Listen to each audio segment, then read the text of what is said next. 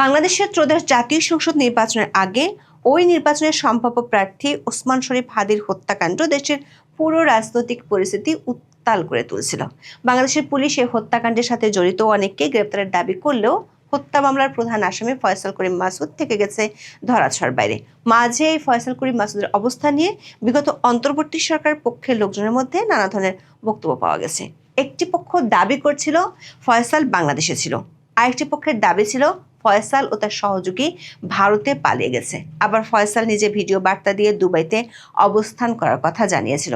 শেষ পর্যন্ত পশ্চিমবঙ্গ পুলিশের স্পেশাল টাস্কফোর্স বা এসটিএফ বলছে, ইনকলাব মঞ্চের আহ্বায়ক ওসমান হাদি হত্যাকাণ্ডের প্রধান আসামি ফয়সাল করিম মাসুদ ও তার সহযোগী আলমগীর হোসেনকে গ্রেপ্তার করেছে তারা। শনিবার দিবাগত রাতে বাংলাদেশ সীমান্তবর্তী পশ্চিমবঙ্গের বনগাঁ এলাকায় অভিযান চালিয়ে তাদের গ্রেপ্তার করা হয়েছে।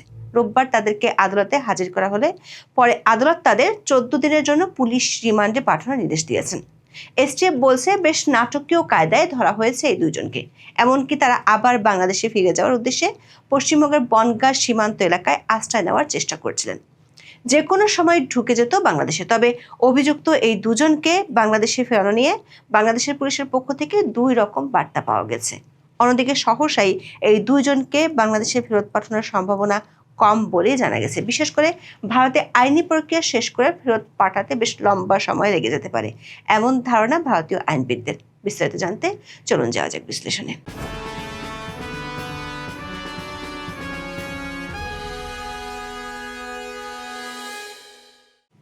বাংলাদেশে ত্রয়োদশ জাতীয় সংসদ নির্বাচনের তফসিল ঘোষণার পরদিন গত বছরের 12ই ডিসেম্বর দুপুরে রাজধানীর বিজয়নগর পানির ট্যাঙ্কির সামনে গুলিবিদ্ধ হন ওসমান হাদি। ইনকলাব মঞ্চের আহ্বায়ক ওসমান শরীফ হাদি ঢাকা 8 আসনের স্বতন্ত্র প্রার্থী হিসেবে নির্বাচনে প্রতিদ্বন্দ্বিতা করতে চেয়েছিলেন। এজন্য তিনি বেশ কিছুদিন ধরে গণসংযোগ করে আসলেন। গত বছর 12ই ডিসেম্বর জুমার নামাজের কিছুক্ষণ পরে রাজধানীর পুরানো পল্টনের কালভার্ট রোডে রিকশায় থাকা ওসমান হাদিকে গুলি করে দুর্বৃত্তরা। ওই সময় একটি ভিডিওতে দেখা যায়, একটি মোটর সাইকেলে করে দুজন লোক এসে কাছ থেকে হাদির মাথায় গুলি করে। পরে ওসমান হাদিকে উন্নত চিকিৎসার জন্য সিঙ্গাপুরে নেওয়া হয়। সেখানে 18ই ডিসেম্বর তিনি মারা যান। ওই ভিডিওর ভিত্তিতে পুলিশ দাবি করছিল, অটো রিকশায় থাকা হাদিকে গুলি করা মোটরসাইকেলের পিছনে ছিলেন ফয়সাল এবং সেটি চালাচ্ছিলেন আলমগীর। হাদি গুলিবিদ্ধ হওয়ার পর গত 14ই ডিসেম্বর ইনকলাব মঞ্চের সদস্য সচিব আব্দুল্লাহ আল জাবের বাদী হয়ে হত্যা চেষ্টার মামলা করেন। পরে মামলাটিতে দণ্ডবিধির 302 ধারা যুক্ত হয়। এরপর থানা পুলিশের হাত ঘুরে মামলার তদন্তের দায়িত্ব দেওয়া হয় ডিবি পুলিশকে। তদন্ত শেষে সাবেক ওয়ার্ড কাউন্সিলর তাইজুল ইসলাম চৌধুরী বাপ্পি, ফয়সাল করিম মাসুদ সহ 17 জনকে আসামি করে গত 6 জানুয়ারি হাদি হত্যা মামলার অভিযোগপত্র জমা দেয় গোয়েন্দা পুলিশ। তবে ডিবির দেওয়া চার্জশিটে অসন্তোষ প্রকাশ করে গত 15ই জানুয়ারি আদালতে নারাজি আবেদন দাখিল করেন মামলার বাদী। আদালত সেই আবেদন গ্রহণ করে মামলাটি অধিকতর তদন্তের জন্য সিআইডিকে নির্দেশ দেন। ডিবির দাখিল করা চার্জশিটে মোট 17 জনকে অভিযুক্ত করা হয়েছে, যাদের মধ্যে 11 জন বর্তমানে কারাগার এবং প্রধান আসামি ফয়সাল সহ 6 জন পলাতক আছে। অধিকতর তদন্তের দায়িত্ব পাওয়ার পর সিআইডি নতুন করে মোহাম্মদ রুবেল নামের একজনকে গ্রেপ্তার করে। রুবেলকে দ্বিতীয় দফায় 3 দিনের রিমান্ডে নেওয়ার পর তিনি আদালতে স্বীকারোক্তিমূলক জবানবন্দি ইতিমধ্যে দিয়েছেন। পরে তাকেও কারাগারে পাঠানো হয়েছে। অর্থাৎ এই মামলায় মোট 12 জন কারাগারে আছেন। ডিবির চার্জশিটে 17 আসামির মধ্যে প্রধান আসামি ছিলেন ফয়সাল করিম মাসুদ ও আলমগীর হোসেন ছিলেন দ্বিতীয়। হাদি হত্যা মামলার প্রধান এই দুই অভিযুক্তের অবস্থান নিয়ে সামাজিক মাধ্যমে বেশ কয়েকটি তথ্য ছড়িয়ে পড়ে। এক পক্ষ দাবি করছিল এরা বাংলাদেশের ভেতরেই আছে, আরেক পক্ষ দাবি করছিল তারা ভারতে পালিয়ে গেছে। আবার ফয়সাল নিজে 2 দফা ভিডিও বার্তা দিয়ে বলছিলেন তিনি দুবাইতে অবস্থান করছেন এবং হত্যাকাণ্ডের সাথে তাকে ফাঁসানো হয়েছে। গত 28 ডিসেম্বর ঢাকায় সংবাদ সম্মেলনে ডিএমপির অতিরিক্ত কমিশনার এস এন নজরুল দাবি করেছিলেন, ফয়সাল ও তার সহযোগী আলমগীর হত্যাকাণ্ডের পরপরই সীমান্ত পার হয়ে মেঘালয় যান। তাদের দুজনকে সহায়তার অভিযোগে মেঘালয় পুলিশ দুজনকে গ্রেপ্তার করেছে বলেও জানান তিনি। সেদিন তিনি বলেন, ফয়সাল ও আলমগীর প্রথমে ঢাকা থেকে সিএনজিতে করে আমিনবাজারে যান, সেখান থেকে মানিকগঞ্জের কালামপুরে ও পরে প্রাইভেট গাড়ি করে ময়মনসিংহের হালুয়াঘাটে পৌঁছান। ঘটনার বর্ণনা দিতে গিয়ে বাংলাদেশ পুলিশের ওই কর্মকর্তা তখন বলেছিলেন, ফিলিপ নামে একজন তাদেরকে সীমান্ত পার করে পুত্তির নামে একজনের কাছে হস্তান্তর করে। তারপর সামি নামে আরেক ট্যাক্সি ড্রাইভারের কাছে তাকে দেওয়া হয়। সামি তাদেরকে মেঘালয়ের তুরা শহরে পৌঁছে দেয়।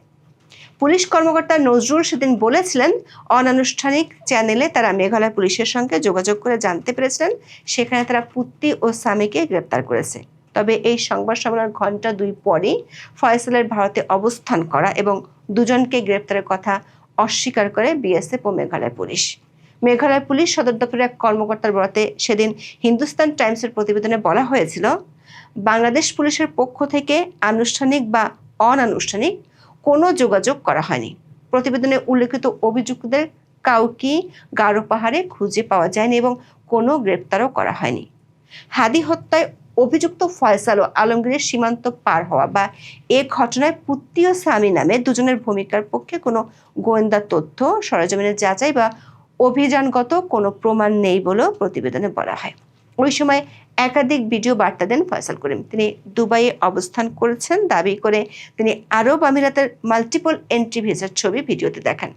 শেষ পর্যন্ত ভারত থেকে ফয়সালের গ্রেপ্তারের তথ্য পাওয়া গেল। রোববার ভারতের সংবাদ মাধ্যমে পশ্চিমবঙ্গ রাজ্য পুলিশের স্পেশাল টাস্কফোর্স বা এসটিএফ এর বিজ্ঞপ্তির বরাতে ফয়সাল ও আলমগীরকে গ্রেপ্তারের তথ্য দিল। ওই বিজ্ঞপ্তির বরাতে রোববার সন্ধ্যায় বার্তা সংস্থা ANI এর প্রতিবেদনে বলা হয়, শনিবার রাতে পশ্চিমবঙ্গের উত্তর 24 পরগনা জেলার বনগাঁ থেকে তাদের গ্রেপ্তার করা হয়। এসটিএফ বলছে, গোপন সংবাদের ভিত্তিতে এই অভিযানে নামে তারা। 2 বাংলাদেশি তাদের দেশে চাঁদাবাজি, হত্যা সহ গুরুতর অপরাধ করে ভারতে অনুপ্রবেশ করেছে বলে পুলিশের কাছে গোপন ও বিশ্বাসযোগ্য তথ্য ছিল। তারা সুযোগ পেলে বাংলাদেশে ফিরে যাওয়ার উদ্দেশ্যে বনগাঁ সীমান্ত এলাকায় আশ্রয় নেওয়ার চেষ্টা করছিল।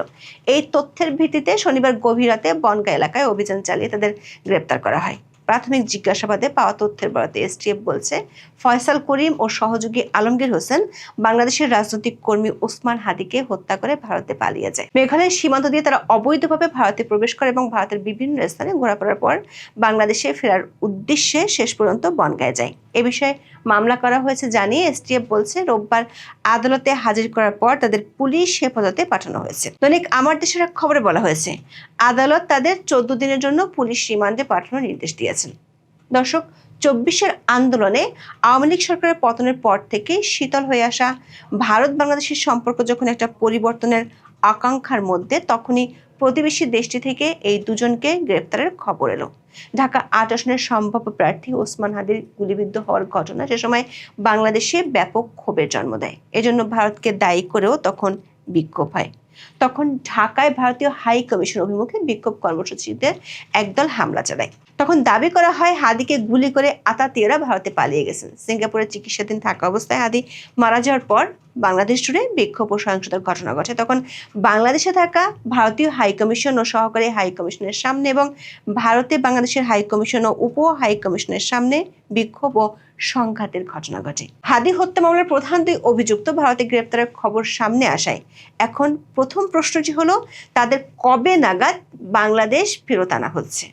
বাংলাদেশ পুলিশের পক্ষ থেকে এ নিয়ে 2 ধরনের বক্তব্য পাওয়া যাচ্ছে।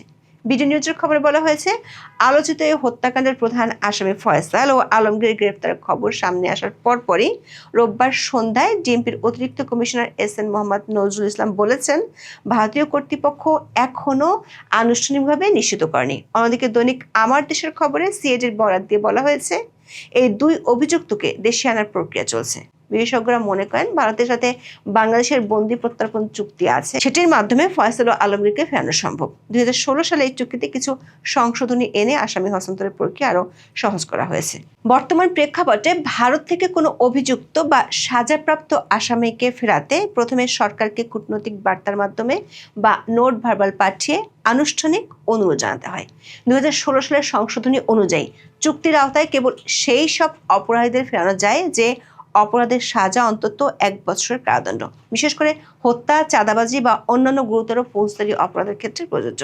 যদি অপরাধটি রাজনৈতিক চরিত্রের হয় তবে ভারত চাইলে প্রত্যর্পণে অসম্মতি জানাতে পারে। এর জন্য যথাযথ প্রক্রিয়ায় 2 পক্ষের মধ্যে যোগাযোগ হতে হবে। তবে তার আগে ভারতে বেশ কিছু আইনি প্রক্রিয়া শেষ হতে হবে, কারণ এরই মধ্যে পশ্চিমবঙ্গের বিধাননগর আদালত এই 2 জনকে জিজ্ঞাসাবাদের জন্য 14 দিনের রিমান্ড মঞ্জুর করেছেন। এই রিমান্ড শেষ হওয়ার পর তাদেরকে একই আদালতে উপস্থাপন করতে হবে। এই সময় বাংলাদেশি কর্তৃপক্ষ যদি তাদেরকে ফেরত চেয়ে আবেদন করে, তাহলে সেই আবেদনটিও বিধাননগরের আদালতে হাজির করতে হবে। সব মিলিয়ে এই প্রক্রিয়াটিতে বেশ একটা লম্বা সময় লেগে যেতে পারে বলে মনে করছেন পশ্চিমবঙ্গের একাধিক আইনজীবী। দর্শক, হাদি হত্যা মামলার দুই প্রধান অভিযুক্তের গ্রেপ্তারের খবরে আরেকটি বিষয় উঠে আসছে।